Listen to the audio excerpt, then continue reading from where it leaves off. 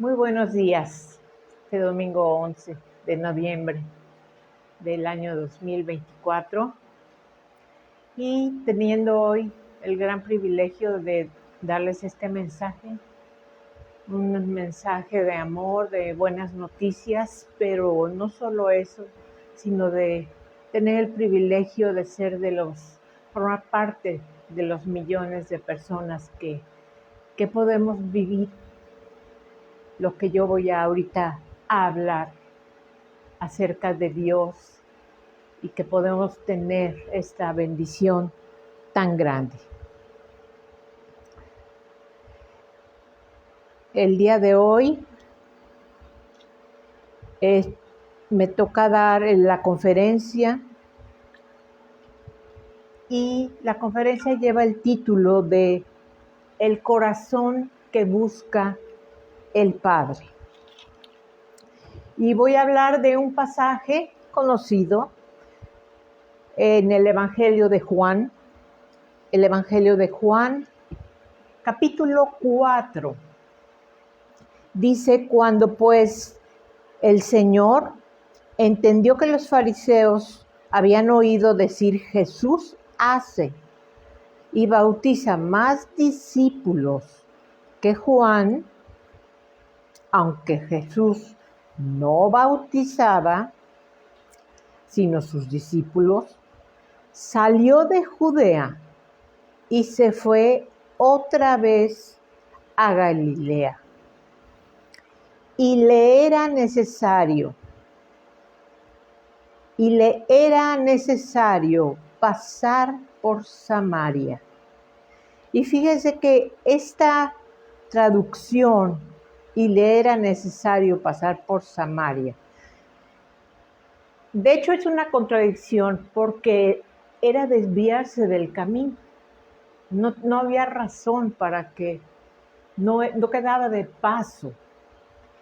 Pero lo que dice aquí, de que le era necesario pasar por Samaria, significa que tenía algo importante que hacer ahí.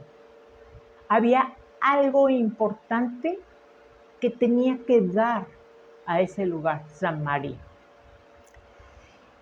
Y dice, vino pues a una ciudad de Samaria llamada Sicar, junto a la heredad que Jacob dio a su hijo José. Y estaba ahí el pozo de Jacob. Entonces Jesús, cansado del camino, se sentó así junto al pozo y era como la hora sexta. Vino una mujer de Samaria a sacar agua y Jesús le dijo, dame de beber. Pues sus discípulos habían ido a la ciudad a comprar de comer. La mujer samaritana le dijo, ¿cómo tú, siendo judío, me pides a mí beber, que soy mujer samaritana? Porque los judíos y samaritanos no se tratan entre sí. Y respondió Jesús y le dijo, si conocieras el don de Dios, ¿y quién es el que te dice, dame de beber? Tú le pedirías, y él te daría agua viva. Y la mujer le dijo, Señor, no tienes con qué sacarle, el pozo es hondo. ¿De dónde pues tienes tú el agua viva? ¿Acaso tú eres mayor que nuestro padre Jacob, que nos dio este pozo, del cual bebieron él, sus hijos y sus ganados? Hasta ahí voy a quedar y voy a tomar un poquito de tiempo para explicar el contexto de esto. Mira, en primer lugar, los samaritanos para los judíos eran considerados como perros, como bastardos, como mestizos, porque no eran todos realmente hebreos, sino que había mezclas entre ellos, ¿sí? Y si bien se habían quedado ahí en esa tierra, que fíjate lo que dice, estaba ahí el pozo de Jacob y esa pero dice el pozo de Jacob al lado de las tierras que Jacob le dejó a José, ¿sí? Es decir, no tenían parte de entre ninguna de las tribus de Israel. Pero, sin embargo, Jesús tenía algo que hacer específicamente con ella, y específicamente en ese lugar. Y una de las cosas que me gusta muchísimo es que haya sido con una mujer. Si algo admiro de Jesucristo yo, es que vino a dignificar a la mujer. Porque primeramente Dios tomó a María por su fe como justa y la llenó de gracia para que pudiera concebir a Jesús. Y además de otras cosas que Jesús hizo con ciertas mujeres y que yo sé que si tú eres mujer has recibido un especial trato de parte de Él, porque Él sabe exactamente lo que necesitamos. Y pues sí, vino esta mujer y estaba ahí el pozo, y pues además de todo, el pozo estaba muy hondo. Y después de que le dijo, dame de beber, ella como que se asusta de que le esté hablando, siendo que primero a los hombres hablarles a las mujeres, pues como que no. Y menos a una samaritana, que no eran considerados del pueblo hebreo. Eran como mestizos, como bastardos, ¿sí? Como perros, como lo era considerado cualquier persona que no fuera hebrea en aquel tiempo. Eso, por supuesto, en Jesucristo ya cambió absolutamente. Y le dice, dame de beber. Y Jesús le dice, si conocías el don de Dios, ¿quién es el que te dice, dame de beber? Tú le pedirías y te daría agua viva. La mujer le dijo, Señor, ¿no tienes con qué sacarla? El pozo es hondo. ¿De dónde la tienes? Eres mayor que Jacob. A Jesucristo, el creador del cielo y de la tierra, lo estaba midiendo con Jacob, porque desconocía quién era él. Y Jesús le dijo, cualquiera que bebiere de esta agua, es decir, del agua del pozo de Jacob, volverá a tener sed.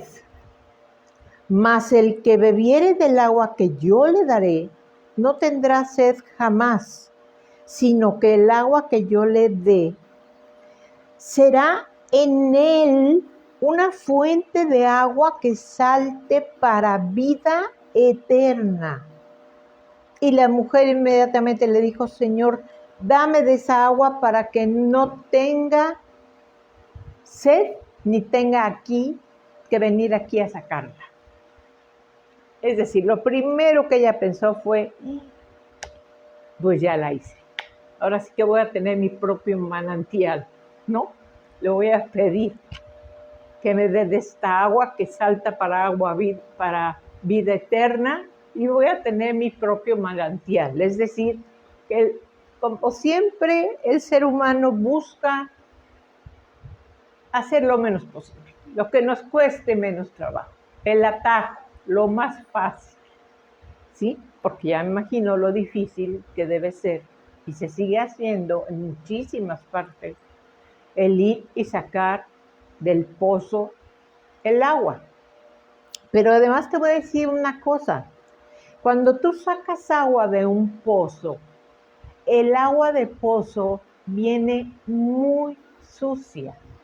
De hecho, sale como de color café, como de color ladrillo claro, porque pues está el agua, pero no hay tubo, está ahí la tierra también, ¿sí? En cambio, él le estaba diciendo claramente, va a ser un manantial que salte para vida eterna. No sé si tú alguna vez has ido a un manantial, pero es impresionante porque el agua en verdad sí sale un poco hacia arriba, pero además es agua sumamente limpia, porque aparte como va subiendo y hay tierra y hay piedras, el agua sale cristalina. Es decir, él estaba ofreciendo algo, pero ella ni siquiera se percató que le estaba diciendo una fuente de agua que salte para vida eterna. Pero ella lo que pensó fue en el agua, ¿sí? Y después me gusta porque Jesús inmediatamente no le dice más, no le responde sí te la voy a dar, sino que inmediatamente, como estamos hablando de un agua que salte para vida eterna, y vida eterna es estar con Dios, lógicamente debe ser un agua, de esta agua limpia y por supuesto no sucia. Y fíjate inmediatamente después lo que le dice. Respondió la mujer y dijo, Jesús le dijo, ve y llama a tu marido. Le dijo, ve y llama a tu marido. Inmediatamente Jesús, para poder darle esa agua, que a la mujer ya le había dicho, sí, dámela, para que ya no tenga que venir a ese pozo, no entendió muy bien.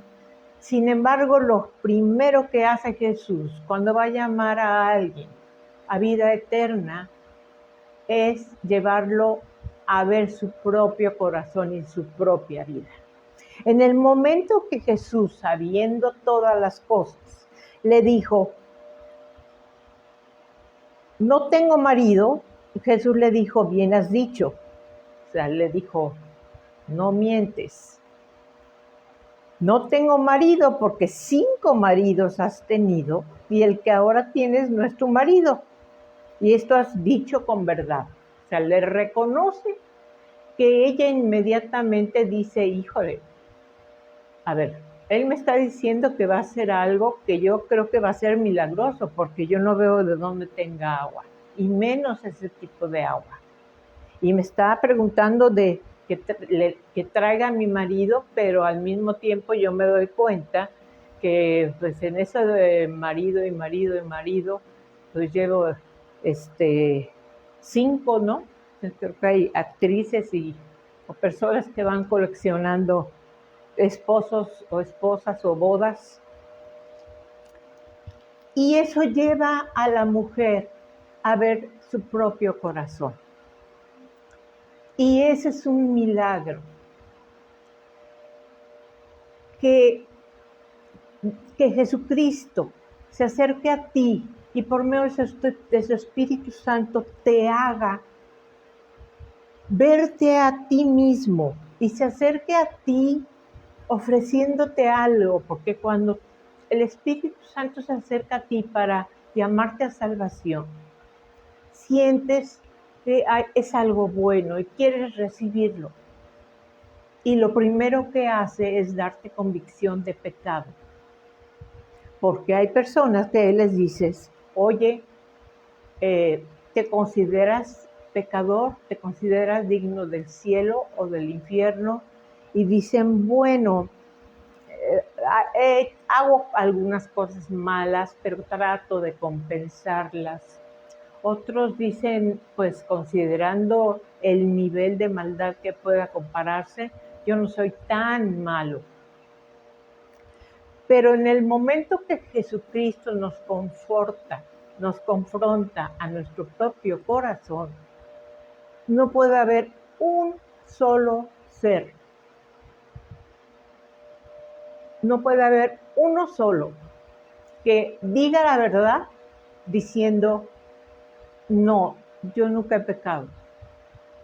Porque todo ser humano ha pecado. Si una persona dice, no, yo no reconozco el pecado, yo no sé qué sea lo que sea un pecado, no tiene una noción de un comparativo con lo bueno y lo malo y más allá. No tiene noción de un comparativo con lo santo y lo profano. La santidad de Dios, el ser inmaculado, sin ninguna falla, sin ningún mal, sin ningún error. A esa persona le falta ese concepto de comparación entre lo bueno, lo malo y entre lo imperfecto y lo perfecto. Entonces le dijo la mujer: Señor, me parece que tú eres profeta. Ya ella ni se detuvo a decirle, simplemente se dio cuenta que él sabía. Ahora, la cuestión de profetas aquí realmente era muy común, era muy esperado que hubiera profetas, porque estaban realmente al ladito de los terrenos que Jacob le había dejado a José.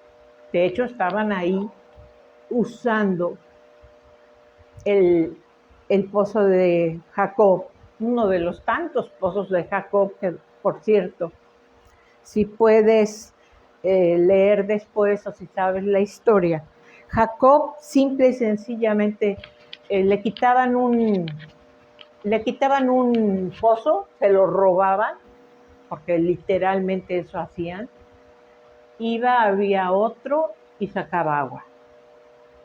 Así es que cuando te roben, no digas nada, porque el Señor te va a bendecir. Al que te quite la capa, entrégale también la espada y la túnica. Y entonces le dijo: Señor, me parece que tú eres profeta. Y ahí sí habla con verdad la mujer en el versículo 20 cuando dice: nuestros padres adoraron en este monte y ustedes dicen que en Jerusalén es el lugar donde se debe adorar. Y aquí viene el mensaje más maravilloso que puede haber. Porque Jesús le dice: mujer, créeme, la hora viene cuando ni en este monte, que era Gerizim, fue el primer lugar donde llegaron, ya casi llegando a Jerusalén. Y ahí estuvieron un tiempo el pueblo hebreo adorando. En un tiempo así se hizo. Y los samaritanos, que eran esta mezcla, lo hacían ahí. Y ellos decían: aquí tenemos que adorar a Dios. Y los hebreos decían: es en Jerusalén. ¿Por qué en Jerusalén? Porque ahí estaba el templo. La verdad es que en ese tiempo había que adorar en Jerusalén, porque ahí estaba el templo y porque ahí estaba el arca. Hubo muchos lugares en donde ellos adoraron. Es más, en el Antiguo Testamento, cada vez que van pasando por el desierto y el Señor hace algo maravilloso, ponían altar, por cierto, con piedras no labradas, porque el Señor lo indicaba así, que no le gustaba al Señor, piedras normales, para que el altar no sea nada, sino que sea el sacrificio y darle la importancia a Dios. Y le dice: créeme, ni en este monte ni en Jerusalén adorarán al Padre. Ustedes adoran lo que no saben. Nosotros adoramos lo que sabemos, porque la salvación viene de los judíos. Mas la hora viene, y ahora es, cuando los verdaderos adoradores adorarán al Padre en espíritu y en verdad, porque también el Padre tales adoradores busca que le adoren. ¿Qué busca? ¿Qué corazón busca el Padre? Ahora te voy a decir algo. Esto, en cuanto Él reveló, porque más adelantito le dice la mujer, sé que ha de venir el Mesías. Se sabía que estaba por venir, como en este momento. Se sabe que está por venir. Llamado el Cristo, que el enviado. Cuando Él venga, nos declarará todas las cosas. Y Jesús le dice, yo soy el que habla contigo. Le dijo, yo soy el Cristo. Entonces, ella prestó atención a todo lo que había pasado, porque le habló de esa agua para vida eterna, le habló del lugar donde adorar y que ellos sabían, y que la salvación venía de los judíos y él era judío. Y después no solo eso, sino que le dice que ya es el tiempo en el que ya ni se va a adorar ni en ese monte Gerazim, ni siquiera se va a adorar en Jerusalén. Las personas que van a Jerusalén, que no son hebreos, que son cristianos, no van a ese lugar a adorar a Dios. Porque desde mucho antes Jesús lo había dicho. Ya no va a ser así. De hecho, tan es así que Jesús profetizó que iba a ser destruido el templo y que no iba a quedar piedra sobre piedra. Y desde ahí hasta el arca desapareció. El Señor se encargó de que fuera destruido todo el lugar y todo lo físico que pertenecía al antiguo pacto. ¿Por qué se encargó de eso el Señor? Porque el Señor sabe que somos hombres y lo que buscamos es mira, me quedó esta piedrita que era parte del templo, parte de una pared, parte de esto, parte de otro. Por eso de Jesús no quedó ni un mueble que hizo, ni un palito de la cruz, ni nada, absolutamente nada. Y aquí está diciendo por qué. Porque el Padre lo que está buscando son adoradores en espíritu y verdad. Y el día de hoy, lo que menos está pasando en la iglesia, es que se esté adorando al Padre en espíritu y en verdad. Lamentablemente, el Padre dice a esos adoradores busca, y ese verbo busca está en gerundio, es decir, en continuo, está buscando. Desde ese momento que lo dijo Jesús, hasta este momento el Padre está buscando adoradores en espíritu y verdad. Y no están metidos en las iglesias o en las congregaciones, porque es una cuestión interna y de corazón. En espíritu, primeramente, para que se trate a Dios como Él es. Él es espíritu. Por eso no quiere que se le adore por medio de otra forma. Él no pidió sacrificio, Él no pidió nada. En el nuevo pacto no dijo, y cuando hagan esto, saquen y pongan unas velas. Y en el antiguo pacto sí, todo era simbolismo para ayudar al pueblo a hacerse una idea de lo que después iba a venir en lo espiritual. Pero ahora resulta que nosotros somos el templo. Nosotros somos el templo. Pero el Padre está buscando adoradores en espíritu y verdad. Mira, ayer me quedé impactada viendo un video que uno de los comentarios decía, estos sí les cayó el espíritu del chapulín.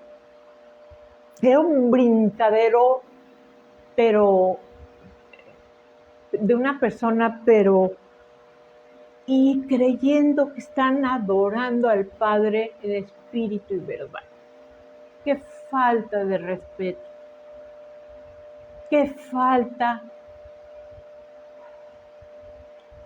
de conocimiento de la santidad de la presencia de Dios.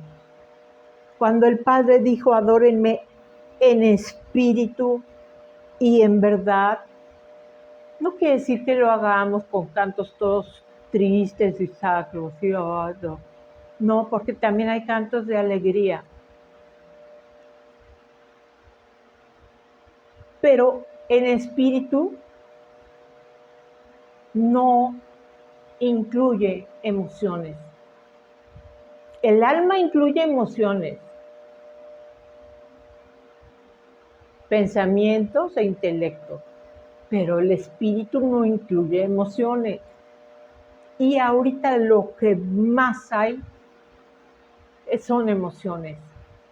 Entonces está por venir Jesucristo, el Padre es el que va a decir a qué hora, y está buscando, no nada más los domingos, está buscando que estemos todo el día y todo el tiempo adorándolo en espíritu y verdad, estando en comunión con Él, no estando buscando adorar otras cosas o dándole nuestra adoración a otras cosas que son más importantes, que prefiero mentir un poco para entonces obtener alguna cosa por medio de una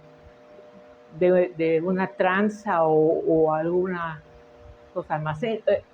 Estar codiciando, estar o embebido en el mundo, en las fiestas del mundo, o embebido en tu familia. Es tan delicado que Dios se puede celar de tu esposo, de tu esposa, porque lo amas más que a Él. Él tiene que estar o ella tiene que estar en segundo lugar en tu vida si la tienes. Después vienen los hijos. Pero sin santidad nadie verá al Señor. Y es un peligro terrible, terrible. Lo que está pasando con las emociones, porque se está confundiendo con avivamiento, con espiritualidad, no tiene nada que ver. El espíritu no tiene emociones.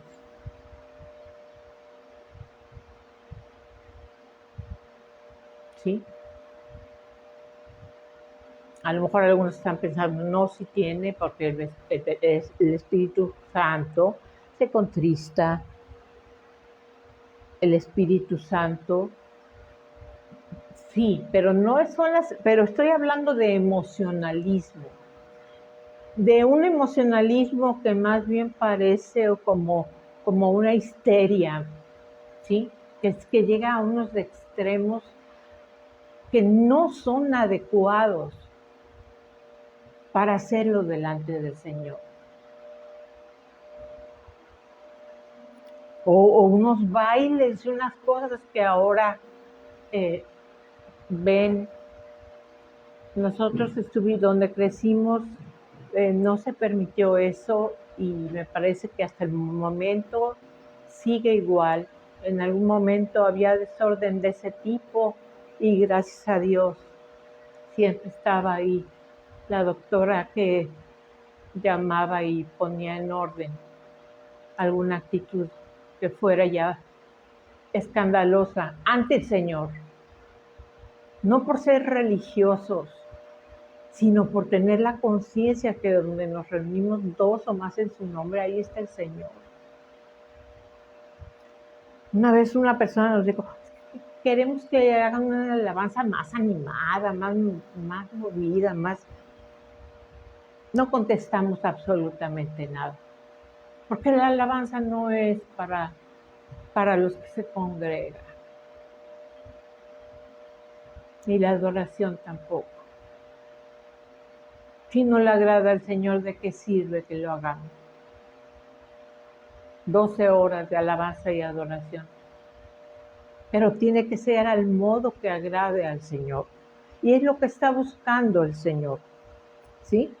Pero para que esto suceda, que nosotros podamos adorarlo en espíritu y verdad, tenemos que estar en Cristo y permanecer en Cristo y que nos libre de la tentación y que nos libre del mal. Y para poder adorarlo en espíritu, tenemos que tener un espíritu vivo. Y el único espíritu vivo de un hombre lo puede hacer vivir el Espíritu Santo a través del proceso de que la persona reconozca su pecado y siga reconociéndose pecador y siga reconociendo cuando peca y se arrepienta y pida perdón. Pero ese inicio total de decir, de todos mis pecados pasados, yo me arrepiento. Porque me doy cuenta que si yo me muero así, no soy digna de estar frente a un Dios santo. Y quedamos absolutamente limpios y perdonados todo lo que hicimos, pero seguimos en esta carne. Y la carne es débil. Y entonces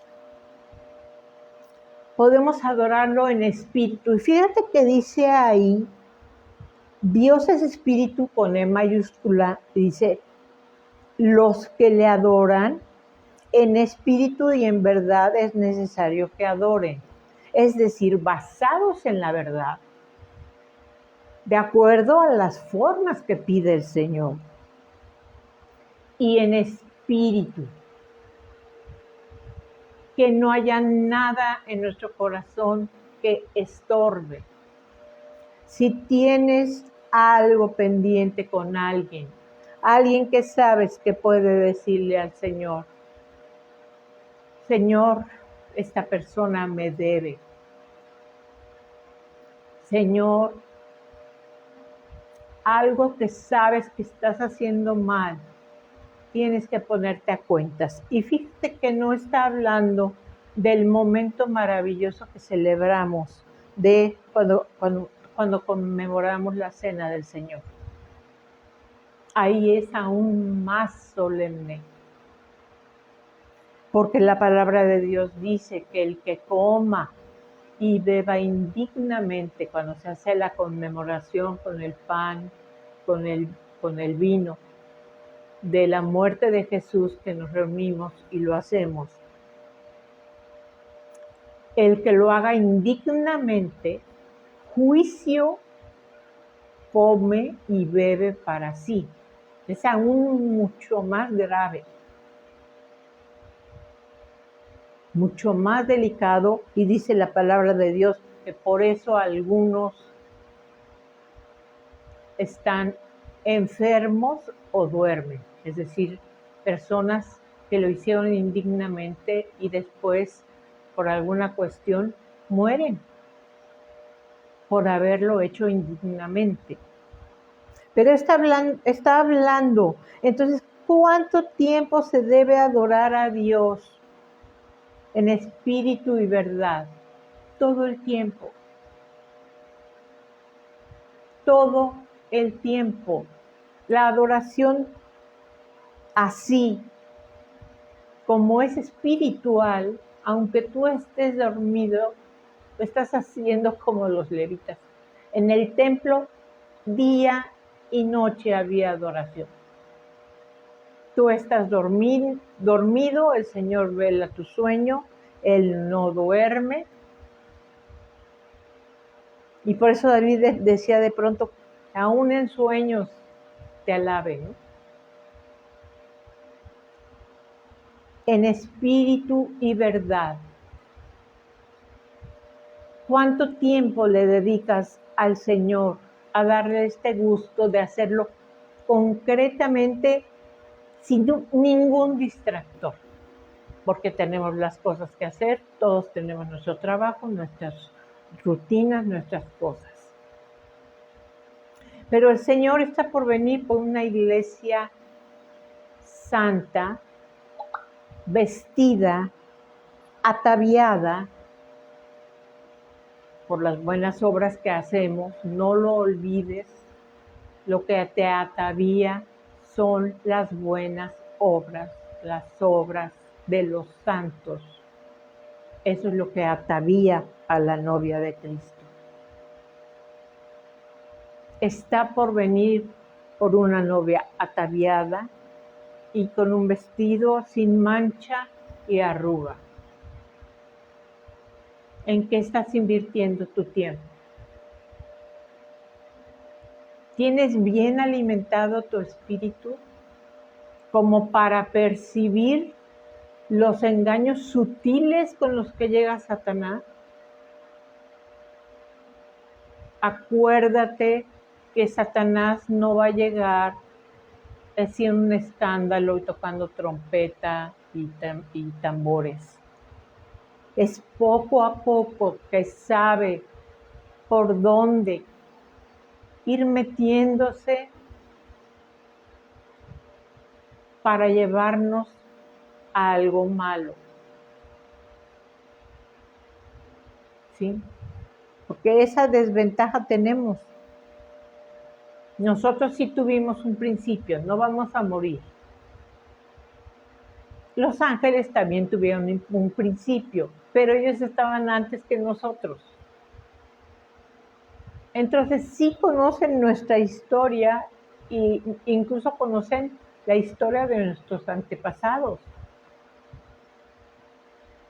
Y saben bien dónde está la cuestión. Entonces, ¿qué es lo que te mantiene ahí sin poder alcanzar esta plenitud de adorarlo en espíritu y en verdad? ¿Que todavía no te dan algo? ¿Que todavía te falta algo? ¿Que todavía no puedes ser feliz porque si no tienes X o Z, no? Porque estás resentido, porque estás mal informado. Impresionante, pero de pronto alguien puede pensar, ¿cómo va a creer en un Dios que mató a su hijo? Dios no mató a su hijo. Dios no mató a su hijo. Su hijo dijo, yo me despojo de este lugar, Padre, para ir y que tú tengas más hijos, como es el deseo de tu corazón. Y yo pago por su pecado para que ellos estén limpios, para estar contigo y que tú estés con ellos como era el plan original.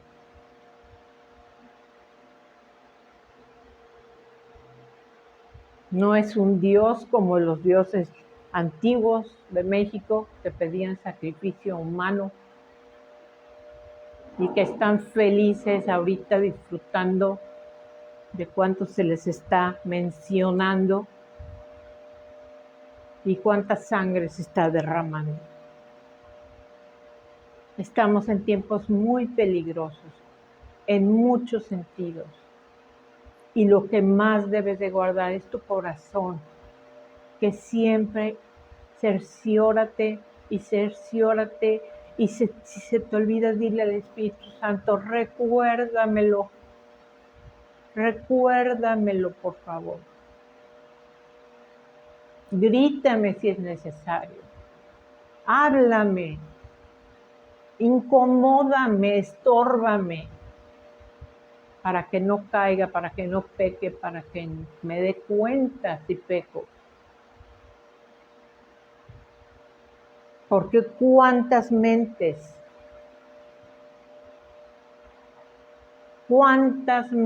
estamos viendo que están quedando con conciencias cauterizadas Es decir, que sucede algo y que simplemente ya lo ven como, sí, ¿y qué?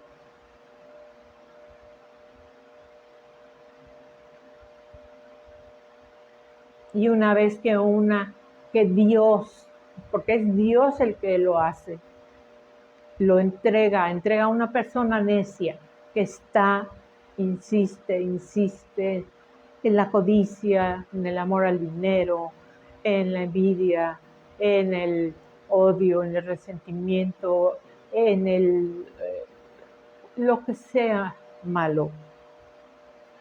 El Espíritu Santo no va a contender para siempre con el hombre. Dios no va a contender para siempre con las personas diciéndole, ándale, ya, por favor, por favor. Que el favor no se lo hacemos a Dios por acercarnos. La gracia es la que merecemos, es la que recibimos que no merecemos. ¿Qué estás pensando? ¿Qué estás haciendo? ¿Qué estás vigilando? Vigílate. Exponte a la palabra de Dios. Leer continuamente. No dejes de leer la palabra de Dios, porque lo que menos oímos en este mundo es cosas santas, y lo que menos vemos en este mundo son cosas que agraden al Señor. Y yo personalmente no quiero que ninguno de mis hermanos, a los que conozco, por estar distrayéndose y porque lo agarró la serpiente dormido, se quede.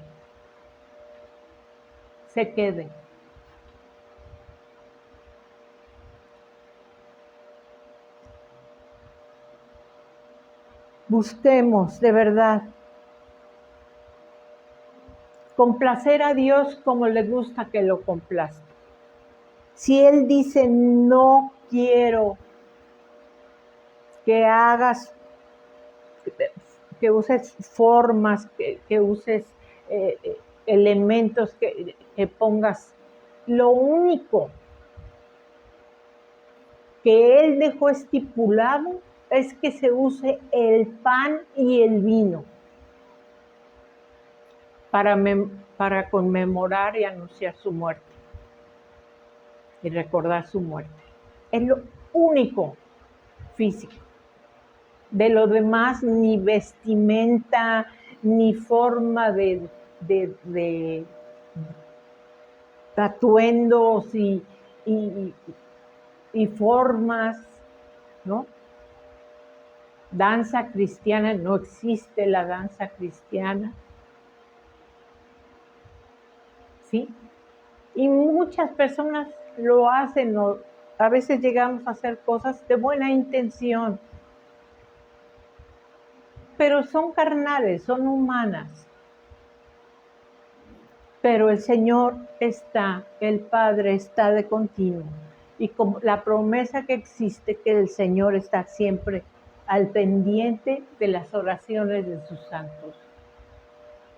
Y siempre está atento a dónde están sus santos, sus hijos. Por eso cuando hay un peligro, ves el milagro maravilloso de que de pronto el Señor te libra por un pelito, sí, por un pelito, pero te libra.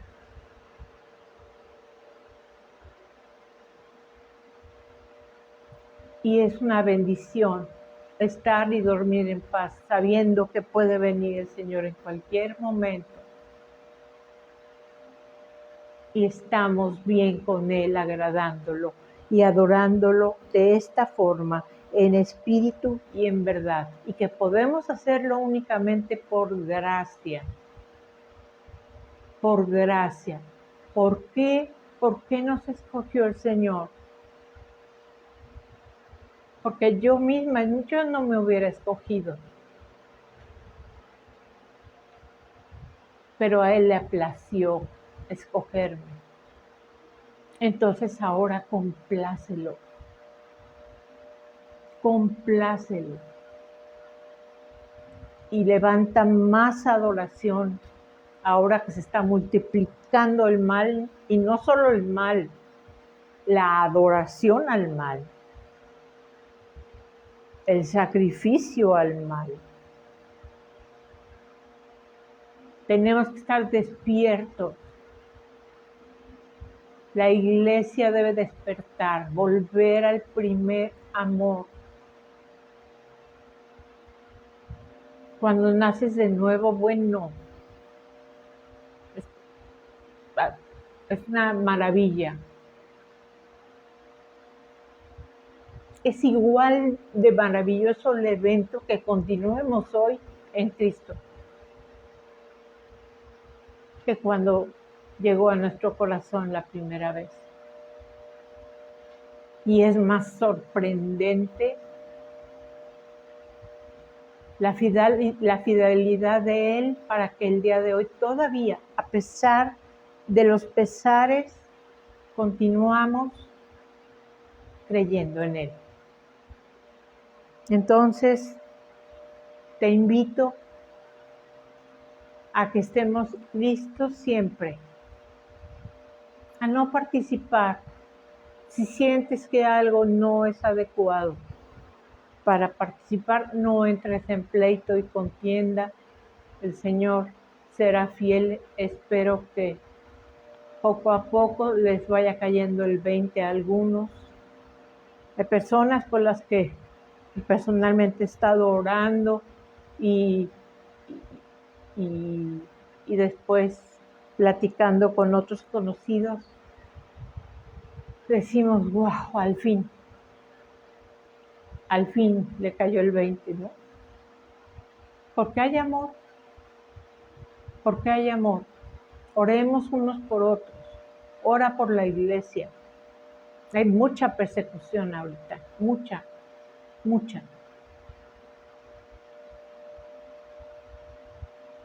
Y complace al Padre. Complace al Padre, porque cuando Él te ve, literalmente se goza con cánticos. Mira, el cristiano nunca debe decir que está buscando ser feliz, porque el cristiano en este mundo no puede ser feliz. Puede estar feliz de momento, una emoción. Puede haber cosas que nos hacen felices y es muy bonito. Pero si algo tenemos que es eterno es el gozo.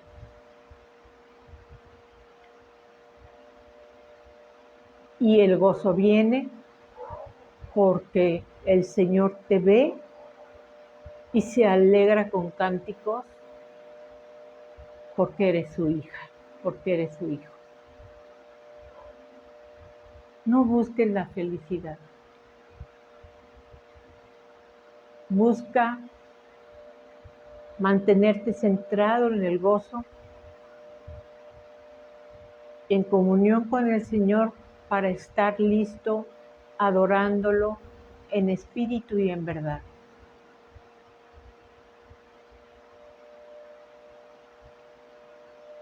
Porque el Señor viene pronto. Maranata. Te deseo excelente tarde, te bendigo con todo mi corazón. Quiero dar gracias a los que hacen un depósito para esta obra que continuamos haciendo en obediencia a Dios, porque el Señor nos dijo que lo hiciéramos hasta el último día que podamos hacerlo, y Él es el que manda. Nosotros solo somos sus siervos, y los bendigo de todo corazón. Los que diezman, los bendigo aún más, y no por la cantidad, porque hay personas que a veces dan unas ofrendas que son 6 veces su diezmo, sino porque es tan atacado el hombre que diezma. ¿Y por qué diezmas? A ver, te cuestionan, ¿no? ¿Y por qué? ¿Y por qué te dejas engañar? ¿Y por qué esto lo...? Es que no lo hacemos por ley, lo hacemos por fe, como Abraham, pero por agradecimiento, gratitud, diezmo. Si vienes de una familia que ama el dinero, verifica tu corazón, porque a veces esas mañas se heredan, pero bendigo de todo corazón a los que dan. Recuerden ahí también en la página de YouTube tenemos el número de cuenta para que puedan aportar. Muchísimas gracias y que tengan excelente día.